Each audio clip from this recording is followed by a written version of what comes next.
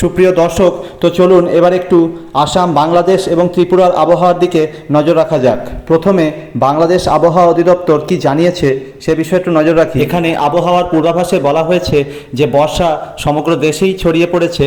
এরই সাথে একটি নিম্নচাপ অক্ষরেখা বিহার থেকে গাঙ্গেয় পশ্চিমবঙ্গ এবং বাংলাদেশের উপর দিয়ে উত্তর বঙ্গোপসাগর পর্যন্ত বিস্তৃত রয়েছে।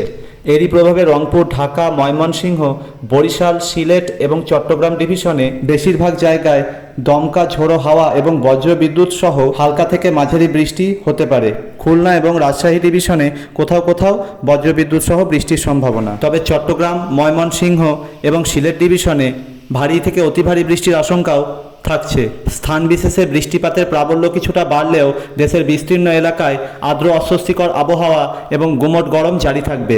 এরই সাথে দক্ষিণ পূর্ব বঙ্গোপসাগরের দিক থেকে মৃদুমন্দ বাতাস, যা ঘন্টায় 10 থেকে 15 কিলোমিটার গতিবেগে বইবে।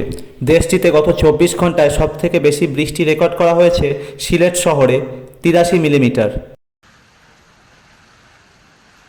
ত্রিপুরার আবহাওয়ার দিকে একটু নজর রাখা যাক। এখানে আবহাওয়ার বিশেষ কোনো পরিবর্তন হবে না।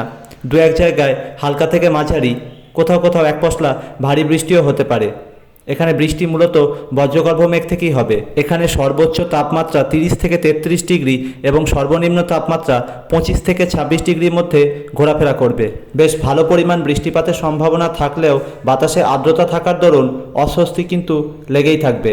সুপ্রিয় দর্শক, পরিশেষে একটাই কথা বলি, যারা এখনও আমাদের ওয়েদার আপডেট চ্যানেলটি সাবস্ক্রাইব করেননি তারা অবশ্যই এখনই সাবস্ক্রাইব করে নিন। আমাদের চ্যানেলের দেওয়া তথ্য কিছুটা পরিমাণ সঠিক হলে একটা লাইক করে দেবেন। আর আপনি কোন এলাকা থেকে আমাদের চ্যানেলটি দেখছেন অবশ্যই কমেন্ট করে জানান। তার কারণ আপনার এলাকার আবহাওয়ার কোনো খবর বেরিয়ে আসলে বা লেটেস্ট কোনো আপডেট থাকলে আমাদের চ্যানেলের মাধ্যমে আমরা তা আপনাদের কাছে অবশ্যই পৌঁছে দেব। আজকের আবহাওয়ার খবরটি আপনার বন্ধুবান্ধব, আত্মীয় পরিজন সবার সাথে যতদূর সম্ভব শেয়ার করে দিন। আর এভাবেই আপনারা আমাদের পাশে থাকবেন। ভিডিওর সঙ্গে শেষ পর্যন্ত থাকার জন্য অসংখ্য ধন্যবাদ।